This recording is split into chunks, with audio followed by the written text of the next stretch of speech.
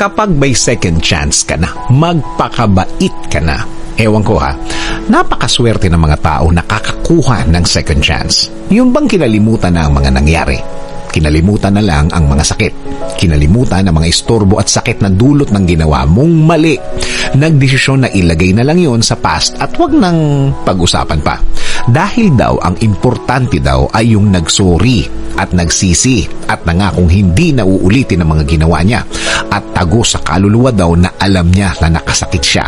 At kasama ng paghingi ng tawad ang sumpang hindi na daw uulit sa mga ginawa niyang mali. At totoo naman, kaya naman nagiging doble ang sakit dahil may mga taong nadamay na.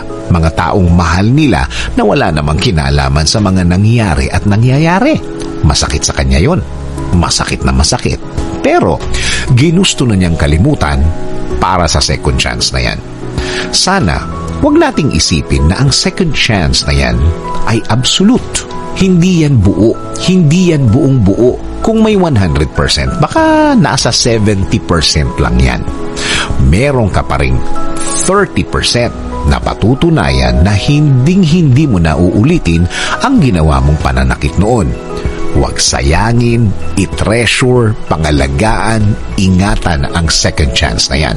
May mga tao na hanggang second chance lang at wala ng third o fourth na pinag-uusapan.